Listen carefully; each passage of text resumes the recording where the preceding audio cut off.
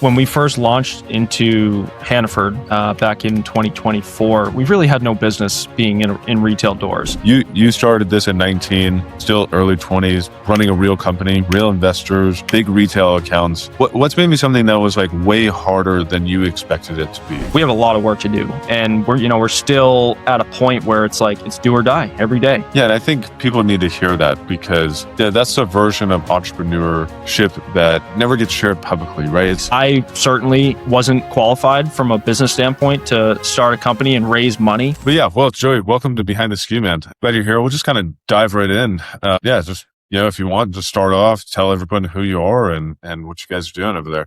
Yeah, well, first of all, thanks for having me on. I've done a few podcasts. A couple of them have been hockey based, actually. So this is one of my first like CPG beverage focus. So that's my background. Played hockey my whole life, and that's where the brand really stemmed from. I think that was one thing I was really seeking. I've always been involved in e-commerce and entrepreneurship since I was like 12 or 13 years old. But I was always trying to find some sort of entrance into the supplement space that was deeply rooted in who I am. Right. So being a hockey player my whole life.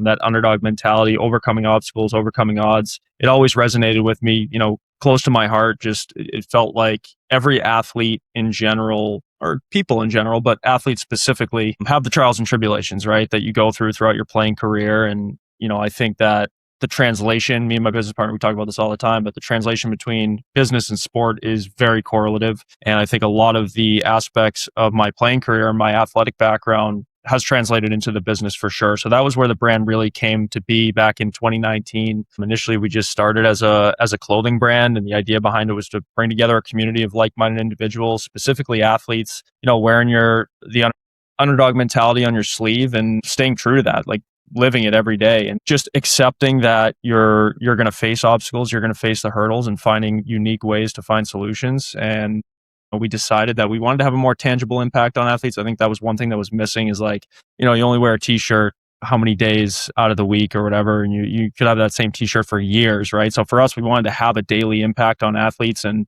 this was right around the time when Celsius and Bang Energy and this, better for you market was really starting to emerge in 2020. And we saw an opportunity in the energy drink space in particular. I mean, we're both, me and my business partner, we're both avid supplement users and pre-workout, energy drinks, like everything under the sun. And we wanted to bring something that was truly transparent, trustworthy, and also effective and optimally dosed, first and foremost for the athlete. But we've really kind of made iterations to our formulation and our product over the years to eventually get to this all-encompassing, better for you product that is just more for the health-conscious consumer at the end of the day. Yeah. Yeah, no, I love that. And yeah, the name really says it all, honestly, the Underdogs. Yeah. And you mentioned something that Underdog didn't start as an energy drink. It actually started as a clothing brand out of your parents' house. You were, 19, I believe? Yeah, walk me through what that even looked like. Starting a clothing brand at 19. Yeah, so I mean, I was doing drop shipping clothing brands since I was like 12 or 13 years old, and it was more so just like a side hustle. When I was a senior in high school, so I just turned 19. Obviously, I was planning for it for about 5 or 6 months, figuring out what it was going to be. And initially, it was just drop shipping. That was like my initial trial phase to figure out what products I wanted to roll out with. Eventually I found like 2 or 3 winning items that I was going to roll out with, and I ended up buying them in bulk. You get to see, I think that's one thing that I appreciated about the whole journey is that I've seen every aspect of creating a business, right? Which people who come into business that aren't bootstrapped and they're fully funded, right? Like they're not in the weeds, they're not up on the front lines per se of business, but like I was doing web design, I was designing the clothes, I was ordering with the manufacturers and the suppliers and things of that nature, figuring out a go-to-market strategy, like all those little things that I think are important to understand how you can actually develop and grow the business. And I enjoyed it. I thoroughly enjoyed like creating your product, your brand, and your hands-on in the whole process. So I thought that was really cool. Yeah. Really, especially the bootstrapping and like launching a new business. Yeah.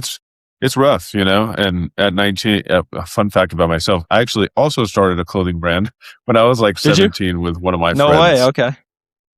Yeah, it didn't last very long. I think we had really great ideas, but the execution at that time, I was too young and naive and had no idea how business worked, which is different now.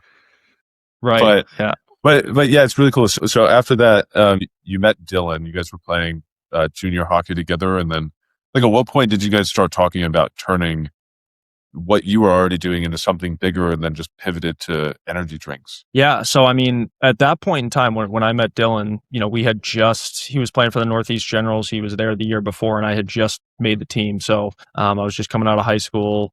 And when we were in training camp, he was always the first guy to the rink, usually, but I was always the first one there. And he saw me working on my computer in the lobby before we'd start things off for the day. So I'd get to the rink. I'd work from like 5 to 8 in the morning, just like working through operations things, admin stuff. And he's always like, what is this kid doing? Like at this point, I didn't have much like marketing around it. I hadn't promoted it too much. And he started to get involved in on a more regular basis. And that was when we were always training together, always working out in the gym. We were trying every pre-workout, like I was saying. And we knew we wanted to get to the supplement space, but obviously it requires a lot more funding. I mean, I had started a clothing brand with a couple $1,000s from my graduation party that people were, given as a gift, right? So I took all the funds I had from there, working with my dad. My dad has his own hardwood flooring company, and, I worked with him in the summers during my high school years, and I was just saving up, and that was what I used to launch it. But I knew we needed a lot more money for the supplement space. I mean, looking back now too, I needed more than what I thought, you know what I mean, to initially launch. But yeah, we were initially going to start as a pre-workout powder. We were going through the whole formulation phase, like, your full-fledged pre-workout powder, optimally dosed, like 300 milligrams of caffeine, 3.2 grams of beta-alanine, like all these functional ingredients that are great for before workout for an athlete. So we spent about a year, going through that whole process. And that was when we decided to actually go into a ready-to-drink form. So our initial cans that we rolled out with in 2022 was a ready-to-drink pre-workout. So it had the beta-alanine, had the L-citrulline, ATP, like you name it. Yeah, that's really cool. Yeah.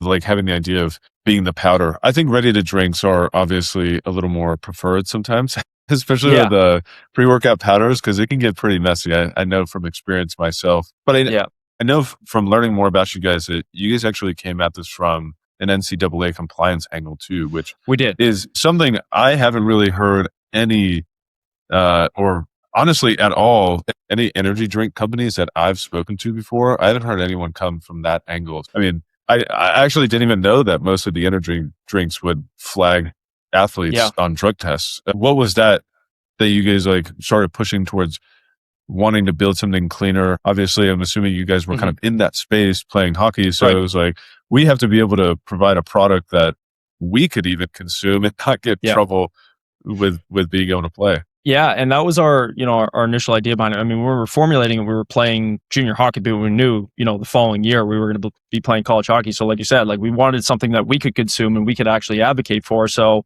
at the time, like Celsius had just got banned by the NCAA. Red Bull had just got banned by the NCAA for taurine. So we were trying to find different ways and literally reading the rules and regulations of supplementation in the NCAA. Working around that, and one of them was caffeine. So like for your average 140-pound college athlete, they can, well, I shouldn't say only, I was going to say only, but consume 500 milligrams of caffeine 2 to 3 hours prior to an NCAA event. So for us, we were like, we had a lot of people who had been trying it. And they're like, yeah, I have 2 before the game. We're like, well, if they're having 2, technically it's got to be under that 500 milligram threshold. So that's where the 249 milligrams of caffeine came from when we initially launched. It was just, a little bit of a play on words, a little marketing play as well. But at the end of the day, like we wanted something to ensure that college athletes could have the peace of mind. At the time, there were a few athletes who had actually been stripped of their awards at the NCAA level for top player in college hockey, taken away for trace amounts of ostrin and his whey protein powder that he had. He had no idea it was in there. So, in addition to just working around the restrictions and regulations and supplementation for the NCAA, we took it a step further. We got Informed Sport certified. So third-party testing, which is, quite the process. It's a very rigorous testing process that not many brands go above and beyond to do. And especially as a smaller brand, like, we're paying a premium for that. It costs us a lot every year, but it's worth it. I think we're in this new market where people are actually starting to turn over cans, turn over their food packaging, and wondering like, what is in this? Can I trust what I'm actually putting in my body? So that's just our way, our gold standard of going above and beyond when it comes to trust and transparency. Yeah, I've heard of so many different scandals that have happened from the college level to the professional level of people getting dinged on drug tests and things. And they're like, I don't know what it is. I swear I'm not. And then, you made a good point about the whey protein, that particular athlete. I feel like that happens all the time. And you're right, especially people our age. I'm in my late 20s as well. And our generation is very label conscious. So that's one thing one person said to me recently was they were just surprised at how many, especially like Gen Zers, the first thing they do is they pick up the can. They don't read anything else, but they turn it around and they look at the ingredients list to see what's in it, how much is in it, where it was manufactured or bottled. And that's a huge thing. So it's cool that you guys have taken from your actual experience of being the college athletes playing hockey, but then like building this CBG brand at the same time that you guys are in class.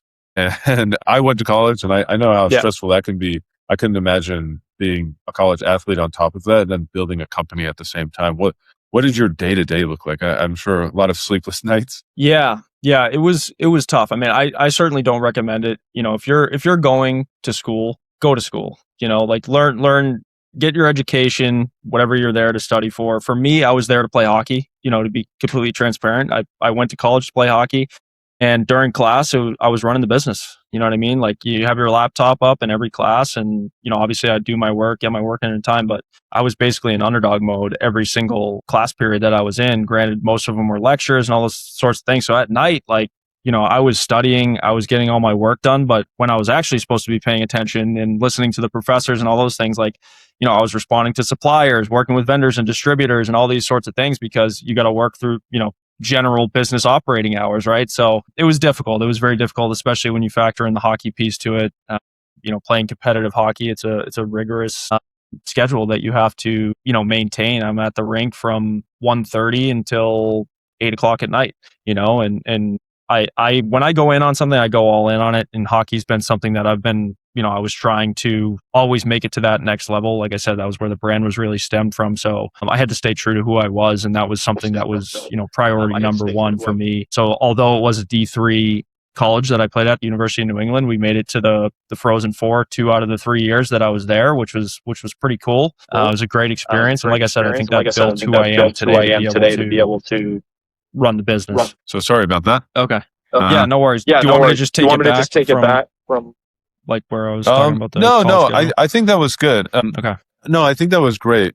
Just talking about kind of like how you the complexities of doing schoolwork and still being an athlete and then running the business. But then that did pay off. I mean, even though you had probably some downward facing grades and some sleepless nights and a lot of headache, you ended up actually getting into the dining hall at the university you guys were at. So, which might sound like a small thing to a lot of people, but that's actually a real distribution win for a brand that was as young as your guys at the time. So, like, how did that happen? How did you come across that opportunity to get in the dining hall? Yeah, so we were working on it for a while. Basically, right when I transferred from Skidmore to the University of New England, right when we launched the brand in the fall of 2022. So it was my sophomore year. And basically right away, I was trying to find some sort of opportunity for distribution on campus. We're building the buzz around the hockey team. All the athletes knew about Underdog Energy and everything like that. So it was circulating, and then I just wanted to make it available on campus. So for those of the listeners that don't know, most college campuses, they're owned by Pepsi or Coke. Oftentimes 95% plus are contracts with Pepsi or Coke. So for us, we wanted to find some sort of opportunity, some leeway. Usually, more often than not, college campuses have local vendor opportunities, and that was what we took advantage of. There's a local distributor called Brickyard Brands who we still work with present day that they distribute to the campus. We pitched to them, they loved it, and we started small on just one cafe on campus, and then we were available on the whole campus. Granted, it's a smaller campus, but it was at least an opportunity for us to make it available. And we worked with the dining services there to get some marketing around it. We had some, A-frames at the front when you walk into the athletic center. So little things like that went a long way. We actually had some interns while we were playing during our games. We're running a sampling table right in the lobby, which was pretty cool to see as well. And, that effectively expanded our distribution as well. We got the opportunity to get onto the full Maine campus, Colby College, Bowdoin College, a couple of the community colleges across Maine as well. So it was really just taking that first step with UNE, and, we were grateful that they gave us the opportunity to do so, and we just ran with it from there. Yeah, definitely smaller brands kind of take, they see the Coca-Cola, they see the Pepsi, they see they kind of corner the market, and they think that they just like can't get in, right? But I think they're wrong, and what you guys did was right, which is that you guys didn't wait for the permission, right, to get into that space. So you found the door, you knocked on it, you got into it, and then I know that you actually went on and won Greenlight Maine, which was a pitch competition, and that comes with some pretty serious money, I hear. What was that moment like? What did that feel like when? Like, what did it actually change for the business after that happened? Yeah, I mean, I think it was just a good experience overall because, you're pitching in front of a panel of judges, essentially. It's obviously streamed on all their channels. So we were on BGME and UMTW or something like that. One of the main channels that's basically viewed across the state, which was great visibility for us. And we were in the middle of a funding round too. So it was just almost a good like practice run for us, where it's a little bit of a high pressure situation. Like they had a few rounds that we went through, and then we were one of the finalists, and we ended up, getting the grant at the end of Greenlight Maine. So that was cool. And obviously it was a good opportunity for UNE as well. They're starting their, really starting to develop their business program. They're not known for their business. I actually wasn't a business major at UNE. They're more known for their health sciences and medical biology and all those sorts of things. So they're actually kind of piggybacking off of what we've been able to build, which is good. I think, every school should have a solid business program, especially in this age that we're in, where you have to be versatile and adapt to where the markets are going, which right now, like AI and that's a whole different conversation. But in short, the way that AI is going right now, you have to be entrepreneurial in some way, shape, or form, whether you're an entrepreneur or not. So I think that's a good opportunity for them to really develop the business program. And, we were grateful that one of the professors at UNE introduced us to Greenlight Maine, and we weren't even going to apply. And last minute, we were like, it can't hurt. So we ended up signing up. We ended up winning and everything like that. So it's, connected us to some venture funds in Maine as well. And Maine's really trying to build their business and entrepreneurial market, trying to build the economy here in Maine. So that was good. And, hopefully we continue that track as well. Yeah. These pitch competitions, they happen all over the place. And I feel like they're a super underutilized thing, because not only do you typically win some kind of monetary something from it, but the amount of exposure that you get. And typically, right, there's quite a few people in the crowd that are actually looking to invest into these companies that are pitching. So you're not just pitching to judges, you're actually pitching to potential investors in the crowd to give you money to grow your business. And so then from there, you guys moved on, and you're in 450 plus retail locations across the Northeast. I mean, for a brand that started in your parents' house as a clothing, like, walk me through how you actually like cracked the retail to be into 450 plus locations now. Yeah, honestly, it's a long-winded story, but in short, it's just through brute force. When we first launched into Hannaford back in 2024, we really had no business being in retail doors.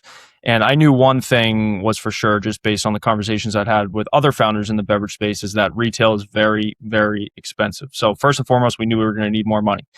But second of all, one thing that I knew right off the bat is that we were going to just focus on New England and the Northeast in particular with retail to really build up the awareness, because we didn't want to spread ourselves too thin in new markets that we couldn't directly have an impact on.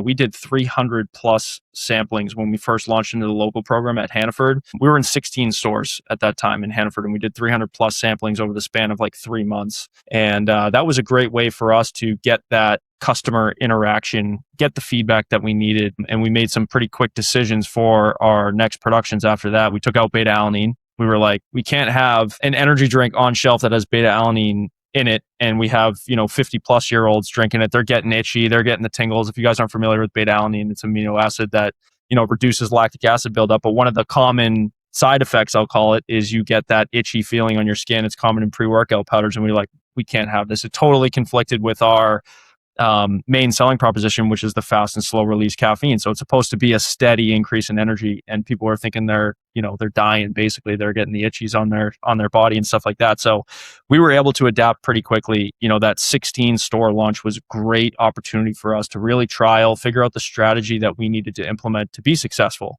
And we were given the opportunity. We got the chain-wide authorization for Hannaford 3 months after we launched with them. And that effectively expanded our distribution network to 9 distributors across New England. And then we just really hammered on that, focused on those relationships, building the relationship with the sales reps, the sales managers, doing ride-alongs and doing as many events and demos as we possibly can. I think there's just a common misconception in beverage in general that, as a founder, I'm still doing those things today. And we've been in business since 2019, but the drink since 2022. And it's like, you have to take every advantage that you can. And that founder facing ability to capture a loyal audience is very, very effective. So, we do live streams, we do samplings, we do events because people like to see who's behind the scenes. So that was something that we've really leaned on the retail side of things. And we continue to do so today. Yeah. I like hearing people's different perspective or experience of what that's like going into retail, because you kind of nailed it a little bit. I think there's a lot of founders that kind of romanticize what getting on the shelf is like. Mm-hmm. And then they realize that getting on the shelf is just the beginning of the work that happens. Like, you don't just get on a shelf and great, we're on a shelf now. Now we're millionaires and we're going to be successful. Like you said, like you're still, you're still maintaining those relationships. You're trying to get into more stores, talk to other retail locations, still doing testings and sampling. Mm-hmm. But yeah, it does not stop there. But where's distribution headed from here for you guys? Like what's kind of the next chapter of what you guys are looking at? Yeah. So I guess to back up a little bit too, like we got that opportunity. Part of it was luck. Part of it was just taking the chance too. I mean, like Wayne Gretzky said, right? You miss 100% of the shots you don't take.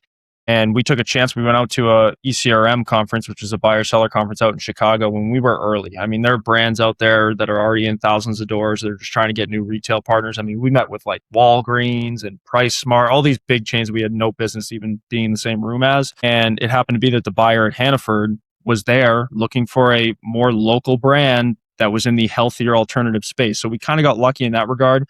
We ended up going to another ECRM event actually about a month ago now down in Dallas, where we met with a bunch of retailers. And now we have a little bit more traction, right? And we knew that we wanted to start testing some new markets just based on the data that we can get through our online channels like TikTok Shop and our Shopify website, Amazon, and things of that nature. We can do some heat maps and figure out where our customers are coming from and what potential new retail markets we can enter into.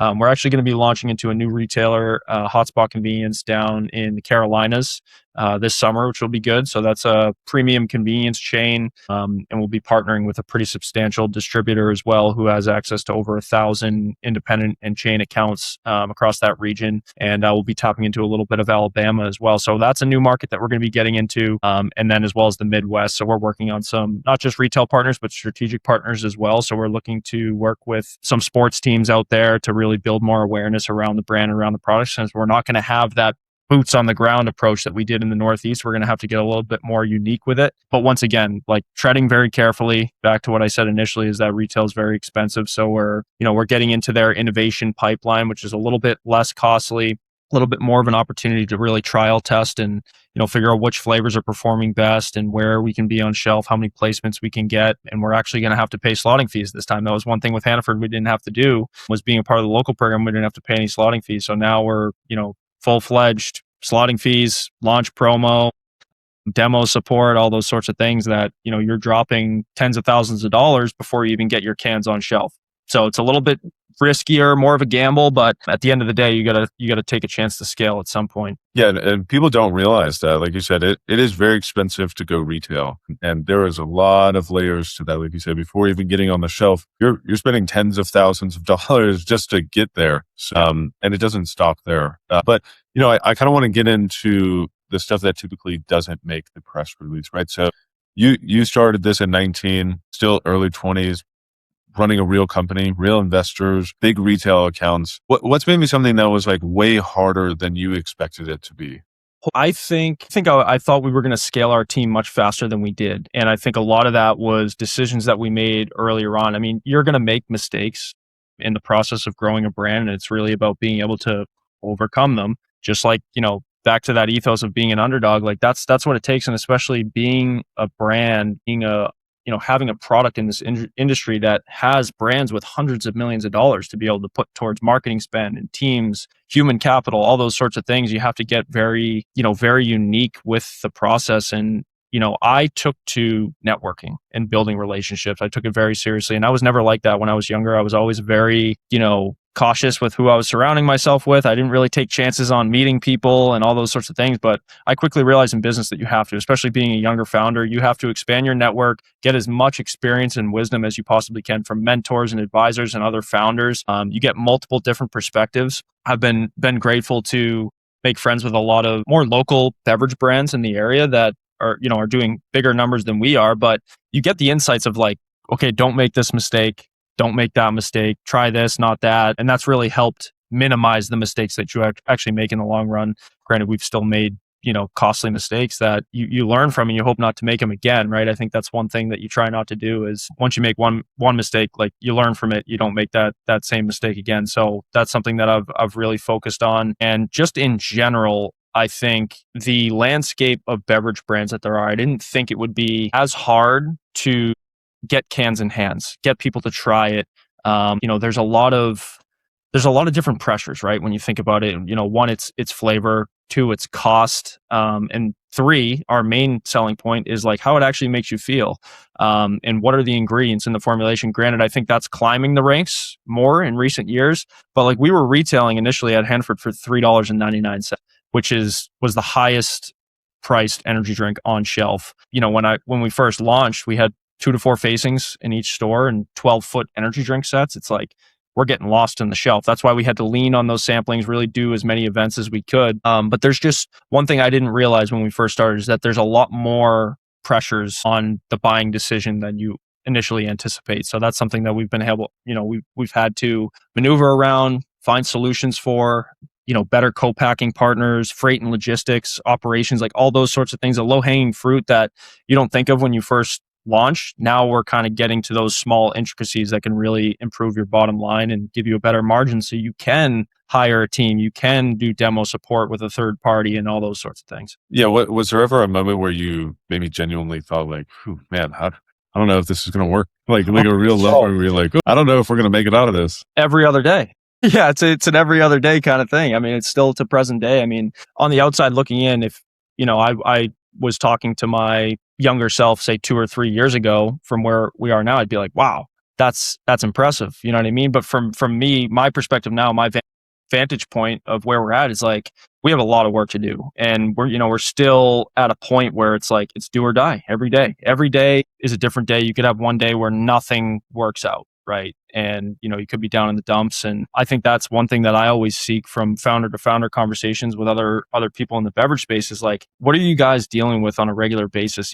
At times, it feels like you're the only one dealing with this issue, that issue, cash flow constraints and all those sorts of things. But at the end of the day, it is everywhere you look. You could throw a stone to somebody in the beverage business that has cash constraints, that has inventory issues, that has customer complaints and all those sorts of things. So I think being able to, just take the outlook on how far you've come, not taking that with a grain of salt because, we could easily be in the same position that we were 2 years ago and that's not the case. And that's a good day, right? So as long as you keep putting one foot in front of the other, find ways, find solutions. I think as you grow, as you scale, you just have to make decisions faster. Your time limit that you have to make a decision gets smaller and smaller and smaller because the longer you wait to make a decision, it could be costly, Yeah. And I think people need to hear that because that's a version of entrepreneurship that never gets shared publicly, right? It's usually always just the wins of we launched here, we're in here, we made it to this shelf or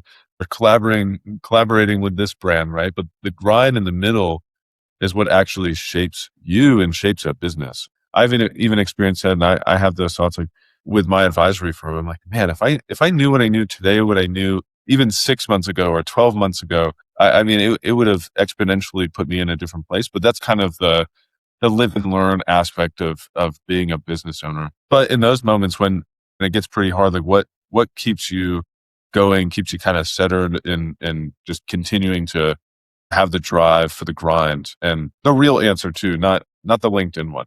Yeah, yeah.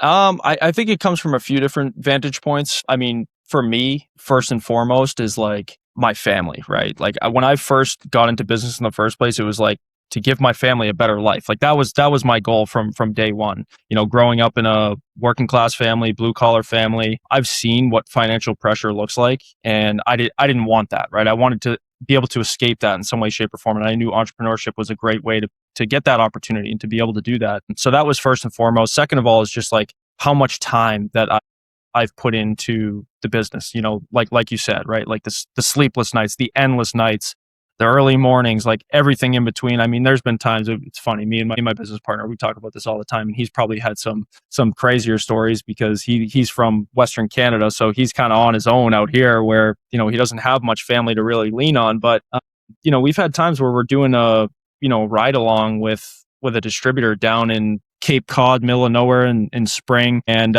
you know, we're sleeping in our cars overnight to save on hotel money just to get up the next day and do leads with distributors for 12 hours straight. You know what I mean? So like things like that, you know, you look back on, you're like, there's no way you can give in. Like you have to find a way to the next day and to the next week and to the next month. So, you know, I think those two things that have really kept me grounded. And just like the opportunity and looking at the future and being optimistic about it. Cause I think it's very easy to, you know, when you're having your bad days or something's not going your way, maybe you lose an account or something like that, or an investor dips out last second before you sign on the dotted line, and all those little things that, you know, they could seem, you know, world ending, like everything's coming to an end. But just being able to like be optimistic for tomorrow, I think it keeps you grounded today, which is something that has been very powerful for me.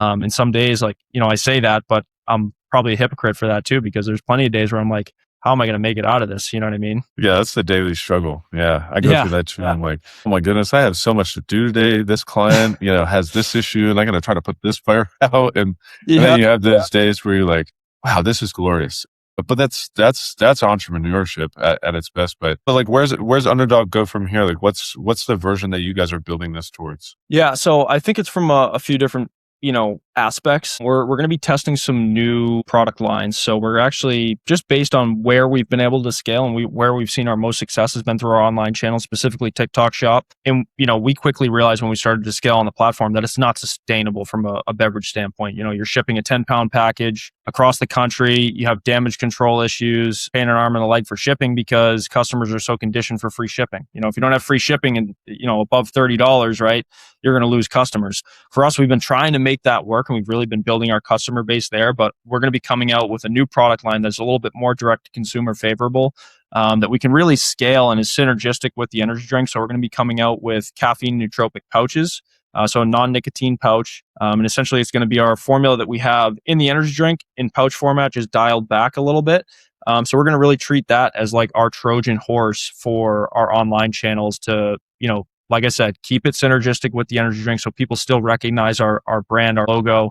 Because I've always said it since day one, like the product is just the vessel for the brand ethos and the mission that we have, which, you know, for us, we want to be the healthy supplementation brand. That's our goal. And, you know, the truly trustworthy and transparent brand. So is the energy drink the winning product that's going to get us to the promised land? It may not be. You know, it could be, it very well could be another product that we come out with that really, you know, catches fire and takes off. I always look back at the story about American Express, right? We look at American Express today. They're one of the, you know, the biggest credit card finance companies out there. And they started as a freight company when they first started. They were a freight service and now they're a credit card. It's like, you know, there's all these different intangibles. And I think, you know, as an entrepreneur, you have to be willing and able to adapt to where the markets are going. And, you know, as you know, like in today's day and age, markets are shifting faster than ever. You know, it used to be every 5 to 10 years you'd see a market shift, and now it's like every year there's a new industry, there's a new channel that's coming out.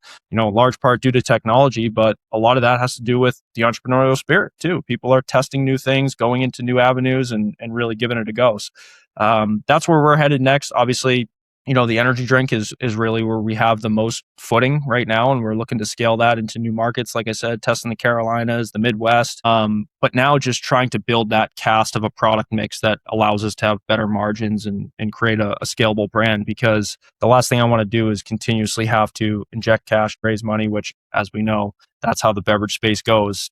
In today's day and age, you look at a lot of the biggest brands out there that are billion-dollar companies and they're not profitable. So that's just something that I'm cognizant of, and something that I want to get to a point where, we're self-sustaining at the end of the day. Yeah, that's great. And that's really cool. I mean, to what you were talking about, the nicotine patches, that's a very innovative way to kind of diversify what you guys are doing, and sounds really interesting. And yeah, you're right. I mean, the way that market shifts so quickly mainly is due to social media, because it's so much easier for people to actually test products and test ideas, because the access to millions of people instantaneously is so easy, and it happens so fast. Just as an example, of somebody I had on the podcast a couple of episodes ago, who he started an energy drink company, and it started from a meme that blew up on Twitter, or X now.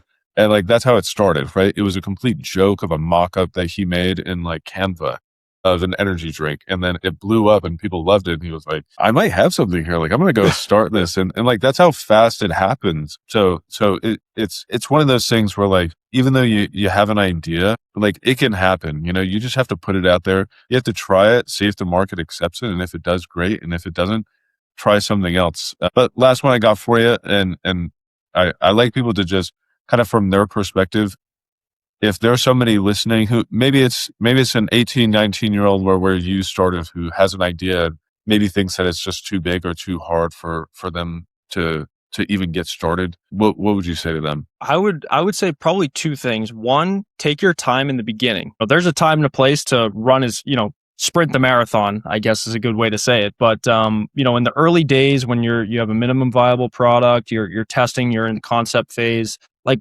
really, really hone in on what you're trying to bring to market. How are you going to improve people's life, right? In some way, shape, or form. Is it convenient? So you're bringing something to market that is more convenient? Is it something that's more effective? Probably more so on what we're going towards is the efficiency side of things and being transparent. Is it a price point? Like, are you able to make a better for you product that is cheaper than the other products that are out there? Like, those are all things that we didn't necessarily think about when we first started. I think, like we were talking about earlier, if I knew then what I knew now, I probably would have done things totally different, but I would have never learned those things if I never took the first step.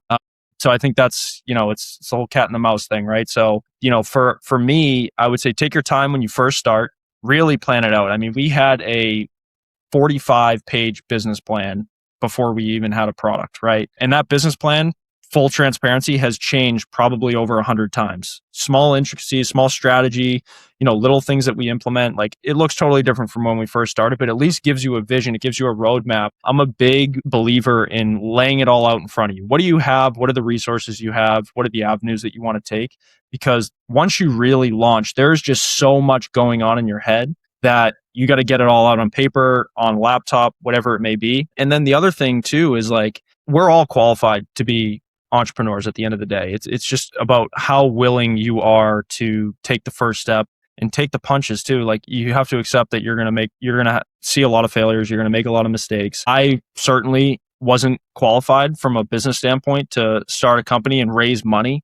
We've raised just under $1 million. If you told me I raised just under $1 million 5 years ago, I'd tell you you're out of your mind, right? We get a $5,000 check from an angel investor back in 2021, and we were like, oh my God, like, this is crazy, right? So, it's interesting how perspective changes, but I think, we're all qualified. You're all qualified to chase something big, but don't chase small, chase big. There's no live one time, go after everything with everything you have, and whatever happens. And if it doesn't work out, you at least have the experience that people are dying for nowadays. If you're looking to get involved with a startup, like, people want to see hungry people that are willing to adapt and be entrepreneurial. So even if your venture doesn't work out, there's always something that could be better for you and greener grass on the other side. Yeah, I couldn't have said it any better myself. That was absolutely great. That was some really good advice. Well, Joey, this was a great one. I love the story. I love what you and Dylan are building. But before I let you go, just tell everybody where they can find Underdog and follow along, like websites, socials, where they can buy. Yep. Yeah. So, I guess first and foremost, if you're in the New England area. We do have a store located on our website, but we're in all the Hannaford supermarkets. So that's our biggest chain that we're in. So if you're grocery shopping, you see us on the shelf, give us a try. And on all our social handles, we're at underdog_brand. If you're an online shopper, we're on Amazon. And our website is drinkunderdog.com. Perfect. Well, that's Joey and Underdog Energy. Go find it, go buy it, go drink it. But thanks for being on Behind the Skew, man. Yeah, thank you, Scotty.